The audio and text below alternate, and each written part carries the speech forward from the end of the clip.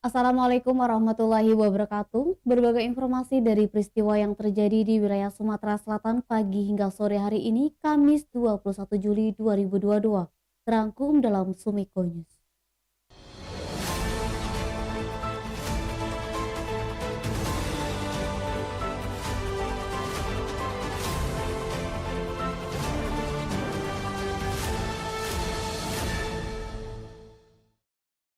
Satuan Polisi Pamong Praja Kota Palembang bersama TNI, Polri, dan pihak terkait melakukan razia ke sejumlah hotel, tempat kos, dan penginapan di Kota Palembang pada Rabu 20 Juli malam. Satuan Polisi Pamong Praja Kota Palembang bersama TNI, Polri, dan pihak terkait melakukan razia di sejumlah hotel, tempat kos, dan penginapan di Palembang pada Rabu 20 Juli malam. Saat menggeledah kamar hotel di Jalan Angkatan 45, tim gabungan menemukan alat kontrasepsi. Kamar tersebut dihuni sepasang muda-mudi berinisial ED 20 tahun dan SA 18 tahun warga Ilir Barat 1 Palembang. Alat kontrasepsi tersimpan dalam kantong plastik yang ada di dalam kamar. Kepada polisi Pamong Praja, ED mengaku baru pertama kali check-in ke hotel. Kasat Pol PP Kota Palembang Edwin Effendi membenarkan telah menemukan alat kontrasepsi dari kamar yang dihuni sepasang muda-mudi ED dan SA. Selanjutnya pasangan muda-mudi tersebut akan dilakukan sidang justisi. Denny, Sumeko TV melaporkan.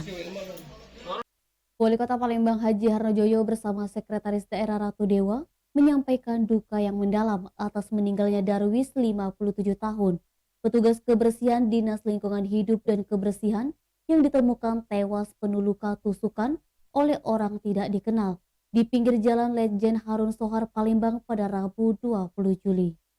Wali Kota Palembang Haji Harnojoyo bersama Sekretaris Daerah Ratu Dewa menyampaikan duka yang mendalam atas meninggalnya Darwis 57 tahun petugas Dinas Lingkungan Hidup dan Kebersihan yang ditemukan tewas penuh luka tusukan oleh orang tidak dikenal di pinggir jalan Letjen Harun Sohar Palembang pada Rabu 20 Juli. Darwis petugas kebersihan itu meninggal saat menjalankan tugas membersihkan sampah di wilayah Sukarami, Palembang. Kepada istri almarhum Darwis, Ida Hartati 50 tahun di RS Bayangkara Kamis 21 Juli, Harnojoyo mengatakan pemerintah Kota Palembang menyerahkan sepenuhnya kasus penusukan yang dialami Darwis hingga menyebabkan kehilangan nyawa kepada pihak kepolisian. Harnojoyo yang didampingi Ratu Dewa dan Kepala Kantor Cabang BPJS Ketenagakerjaan Palembang, Mo Faisal menyerahkan secara simbolis uang santunan kepada keluarga korban yang terdaftar sebagai peserta BPJS Ketenagakerjaan. Kepala Kantor BPJS Ketenagakerjaan Cabang Palembang, Mo Faisal menambahkan, almarhum mendapat santunan dihitung berdasarkan 1 bulan gaji dikalikan 48 bulan. Uang santunan akan langsung ditransfer ke rekening keluarga korban dengan rincian perlindungan tenaga kerja sebesar Rp155.836.800 dan uang beasiswa untuk 2 orang anak sebesar 174 juta. Denny, Sumeko TV melaporkan. Mantan Kepala Sekolah Kesehatan Kota Prabu Muli Dr. Happy Tejo Cahyono yang dijerat kasus korupsi pada kegiatan bantuan operasional kesehatan Kota Prabu Muli tahun 2017 menyatakan terima ketika dijatuhi hukuman pidana 22 bulan penjara. Mantan Kepala Dinas Kesehatan Kota Prabu Muli Dr. Happy Tejo Cahyono yang dijerat kasus korupsi pada kegiatan bantuan operasional kesehatan Kota Prabu Muli tahun 2017 menyatakan terima ketika dijatuhi hukuman pidana 22 bulan penjara. Terdakwa Dr. Happy Tejo Cahyono dinyatakan Majelis Hakim Tipikor Palembang diketuai Efrata Hatarigan SHMH dalam sidang Kamis 21 Juli terbukti bersalah menyalahgunakan kewenangan serta menerima honor dalam kegiatan BOK yang nyatanya tidak dilaksanakan.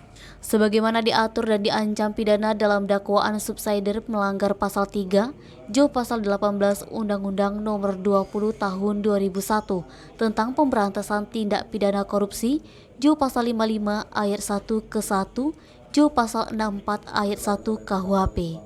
Hakim Ketua Efrata Hatarigan SHMH mengatakan, terdakwa dalam amar putusan yang dijatuhi pidana tambahan wajib mengganti uang sebagai honor dari kegiatan home visit fiktif 1,9 juta.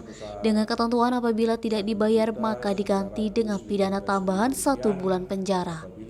Atas vonis tersebut, terdakwa yang juga mantan asisten 3 Kota Prabu Muli yang dihadirkan secara visual dari penahanan Rutan Prabu Muli menyatakan terima.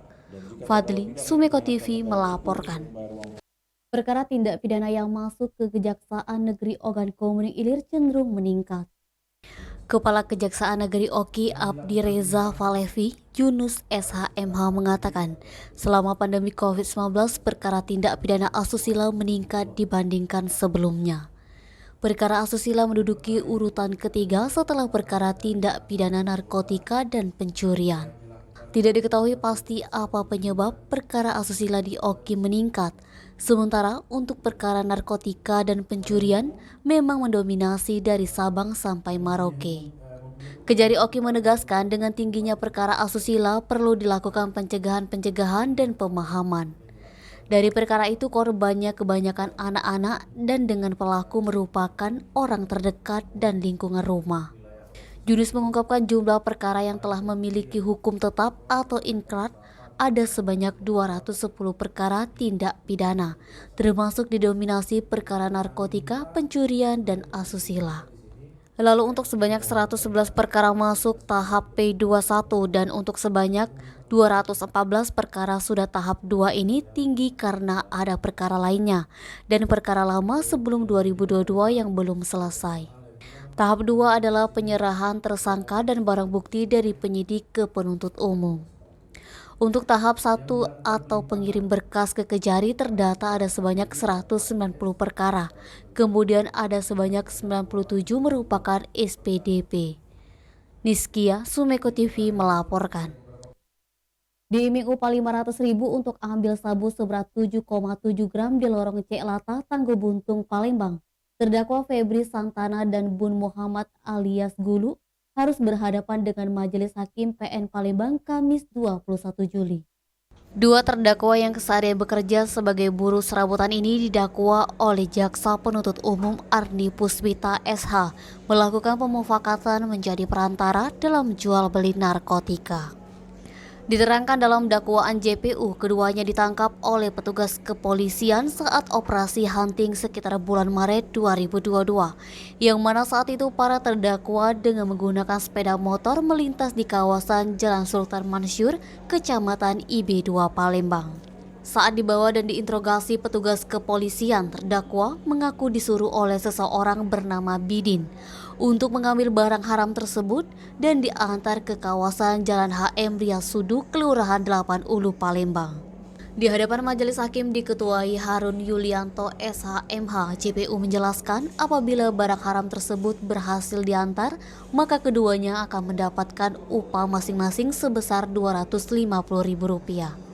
Atas perbuatannya, JPU menjerat kedua terdakwa sebagaimana diatur dan diancam dalam pasal 114 ayat 2 atau pasal 112 ayat 2 Jo pasal 132 ayat 1 Undang-Undang RI nomor 35 tahun 2009 tentang narkotika dengan ancaman pidana di atas 5 tahun penjara. Fadli, Sumeko TV melaporkan.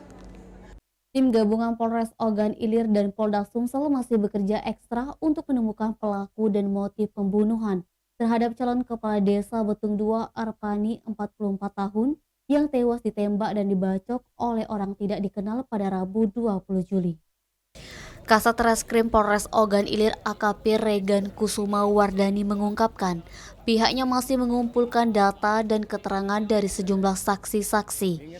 Oleh karena itu, dirinya belum bisa menyimpulkan terkait motif dari peristiwa berdarah ini. Ditambahkan Regan, pihaknya sudah mengumpulkan keterangan dari pihak keluarga dan juga saksi-saksi tetangga.